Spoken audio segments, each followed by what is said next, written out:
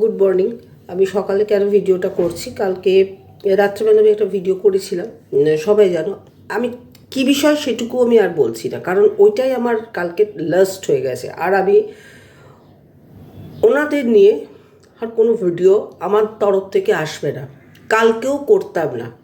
অনেকেই আমাকে লিখেছে আপনি খুব রুড। আমি রুড নই, কিন্তু অহেতুক আমার ছেলেকে কালকে টেনে নিয়ে আসে। যে ছেলে ওয়াইটি আমার কন্ট্রোভার্সির জন্য ইচ অ্যান্ড এভরিবডি জানে যে আমি আমার ফ্যামিলি কাউকে এখানে শেয়ার করি রে, আমার ছেলেও নয়। সেখানে আমার ছেলেকে বেফালতু টেনে নিয়ে এসছে, সেই কারণেই কালকে আমি ভিডিওটা করেছিলাম। নচেত কালকেও ওদের আমি ইগনোর করতাম, কারণ ইগনোরেবল যারা ইগনোর করার পার্সন তাদেরকে ইগনোরই করতে হয়। তাদেরকে ইগনোরের পার্সনকে যদি মাথার ছাদ দেখিয়ে দেওয়া হয়, তারা তখন মাথায় উঠে নৃত্য করে। ন্যাচারালি তাদেরকে ইগনোর করা দরকার। এবার আমাকে বলেছ যে আপনার বাড়িতে যে হেল্পিং হ্যান্ড আছে তারাও সেরকম। যদি সুযোগ থাকতো আমার অ্যাড্রেসটা এখানে রিভিল করে দেওয়া, তাহলে আমি অ্যাড্রেসটা রিভিল করে দিতাম এবং আমি আপ্যায়ন জানাতাম আমার বাড়িতে।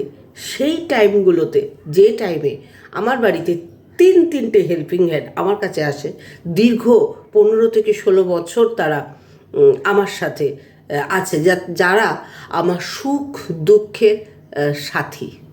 আমিও তাদের সুখ দুঃখের সাথী, আমারও তারা সুখ দুঃখের সাথী। আজ আমি দীর্ঘ 8 দিন বিছানা ছেড়ে উঠতে পারিনি। তাদের বাড়িতে তারাও, তাদের কারোর হাজব্যান্ড অসুস্থ বা তারা নিজেরাও অসুস্থ, তবুও তারা দৌড়ে এসেছে। আমরা না গেলে দিদি খাবে কি? দিদি তো উঠতে পারছে না বিছানা ছেড়ে। এই হলো বন্ডিংস। ফ্লিপকার্ট থেকে কোনো একটা জিনিস এসছে, ও দেখে কোনো এক হেল্পিং হ্যান্ড আমাকে দেখে বললো দিদি জিনিসগুলো খুব সুন্দর। আমি বললাম তোর পছন্দ হয়েছে? বললো হ্যাঁ খুব পছন্দ। ঠিক আছে, আমি আমার জন্য একটা রেখে যদি 4টে কিনি, আবার মানে আমার জন্য 2টো রেখে ওকে আবার 2টো দিয়ে দিলাম। এরকমও আমি করি, শেয়ারিং করি ওদের সাথে। সুখ দুঃখ, ভালোবাসা, ইমোশনস তো হলোই, এগুলো সব কিছু। সেই জন্য বললাম ইউটিউবেতে তো অ্যাড্রেসটা রিভিল করা যায় না, সম্ভব নয়। তাহলে আপনাদের আমি সাদরে আমার বাড়িতে আপ্যায়ন করতাম। আমার বাড়িতে যে 3টে হেল্পিং হ্যান্ড আছে, তারা আমাকে কিভাবে দেখে বা তাদের সাথে আবার রিলেশনটা কি, বন্ডিংসটা কি।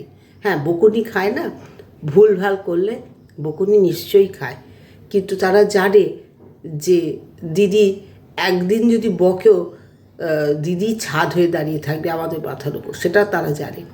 শুধু তারা নয়, আমার অ্যাড্রেস রিভিল করলে আমার পাড়ায় এসে রিক্সাওয়ালা থেকে, মুচি থেকে, আমি বলছি ওই ক্যাটাগরিটা আমাকে মা বলে ডাকে। হ্যাঁ, তারও অনেক কারণ আছে। সেই মেলবন্ধনটা আমার তৈরি হয়েছে কোভিড থেকে, যে সময় আমি ওদের পাশে দাঁড়িয়েছিলাম। আমি আমার চ্যানেলে আমার কীর্তিকলাপ, আমার কর্ম বা আমার ফ্যামিলি, আমার হাজব্যান্ড, আমার ছেলে, এরা কি কাজ করে যাচ্ছে আমি বড়াই করি না। এটা আমার শিক্ষা। আমি মনে করি ফুলের যদি নিজের গন্ধ থাকে না, সে আপনিই স্প্রেড করবে। বলতে হবে না এসো আমার গন্ধটা একটু, স্মেলটা আস্বাদন করে যাও, বলতে লাগে না। আজ আমার ছেলেকে নিয়ে কথা হচ্ছে, তো আজ এইটুকু বলে গেলাম ভোরবেলায়, আমার ছেলে আর কিছুদিনের মধ্যে এমন জায়গায় যাবে যেখান থেকে হয়তো সারা পৃথিবীর মানুষ, সারা ভারতবর্ষের মানুষ তো আগেই অনেক উপকৃত হবে। এমন রিসার্চ ওয়ার্কে, এমন জিনিসের সঙ্গে যুক্ত আছে, উপকৃত হবে।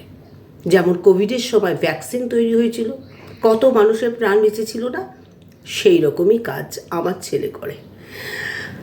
যাকে যে যার ব্যক্তিগত ব্যাপার। হ্যাঁ, কালকে আমি রুড হয়ে গিয়েছিলাম, কারণ তার আগে আমাকে পোক করেছে, আমি চুপ ছিলাম।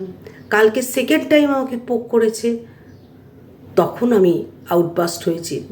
তো আবারও বলছি, তবুও চুপ থাকতাম যদি না বলতো ওনার ছেলেও অসুস্থ।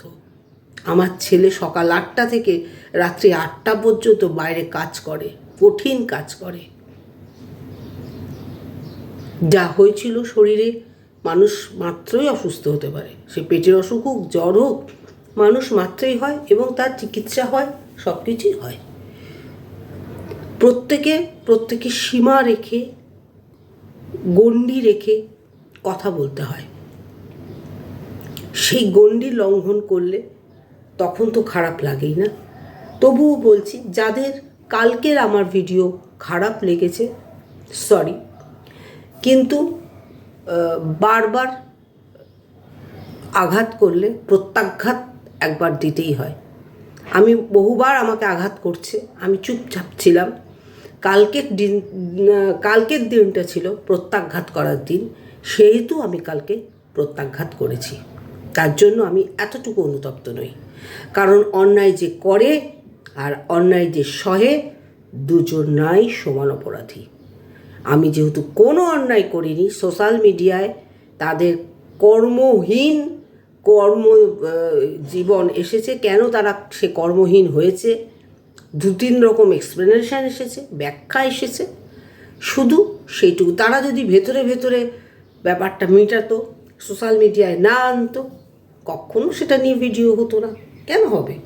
কিন্তু সোশ্যাল মিডিয়ায় তাদের কর্মহীনতা নিয়ে অনেকগুলো কারণ যেহেতু উঠিয়ে এসছে, কন্ট্রোভার্সিয়াল টপিকস তৈরি করে দিয়েছে, সেই হেতুই কন্ট্রোভার্সি হয়েছে।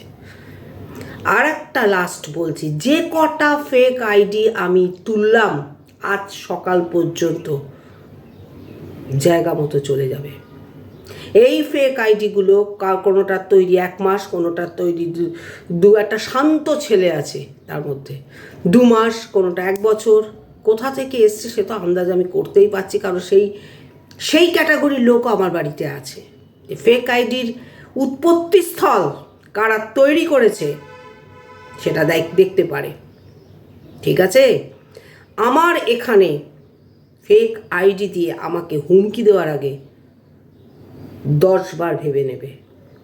এটা লাস্ট ওয়ার্নিং দিয়ে গেলাম। আর এটাও বলে গেলাম, ওই 3rd গ্রেডেড টপিকস নিয়ে আমি তো অন্তত আর কথা বলবো না, যদি না আমাকে পোক করে। পোক করলেও যদি সহ্যের মতো পোক করা থাকে, আমি সহ্য করব, কারণ সহ্যের থেকে বড় গুণ কিছু হয় না।